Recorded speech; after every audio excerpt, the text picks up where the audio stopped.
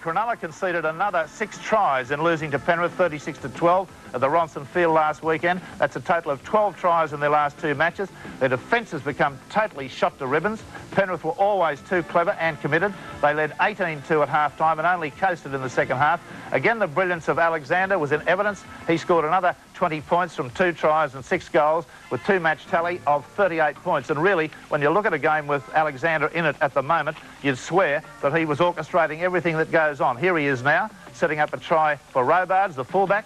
And as the coverage continues, keep looking for the number 7 in the Penrith jersey because he is absolutely incredible. Here he goes, setting up a try for himself with a run to start with from dummy half, the pass away to Broman, out to Clemens and backs up on the outside to go over and score the try. Now that is an incredible bit of football. He's playing with extraordinary confidence at the moment. And here he goes again, passing back on the inside. A nice tackle there, puts the player away. That was the Brandon Lee. And out we go, the little grubber kick. Guess who? Alexander. And Clements goes in and scores a try. So he's been involved in the 3 tries that have been scored thus far in the game. Here he goes for number 4, the dummy. This time he shows that he can run 65, 70 yards and score the try. Another dummy. And really, his form is so good that it's going to be impossible, I would think, for the selectors to ignore him when they come round at a time to select touring sides. Izzard comes up with a soft try as Diamond was unable to fall on a loose ball there. This is really a bit of a... there were some good runs by Cronulla. Let's not paint the picture totally blackly. This fella Eddinghausen and McGaw, their fullback, were 2 very good players. But the Penrith forwards with Goodwin, Broman, Connor, Cartwright, they were too strong, too powerful for most of the match. I thought Izzard came back to some sort of form. He needed to. He hasn't been playing all that well. Here's Eddinghausen backing up on the inside of a Davies pass and going over and scoring another good try.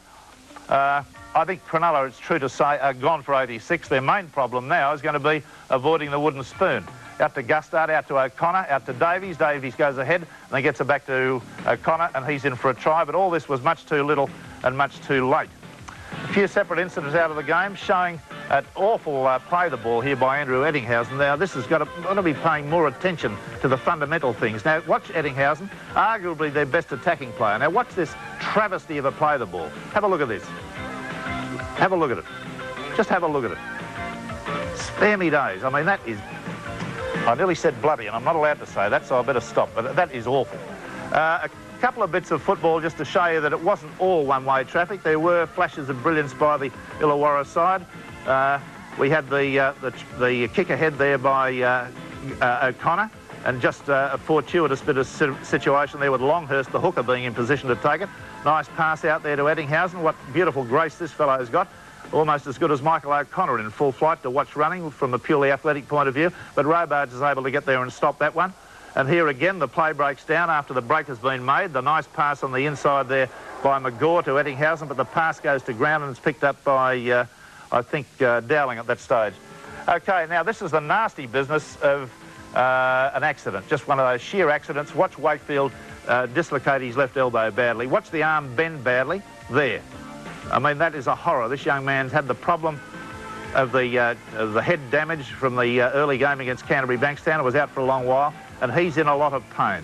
As you'll see, they've got his arm strapped up inside his jumper there, and we feel very sorry for him and our commiserations to him. But a total accident, just one of those things that can happen all the time, or any time.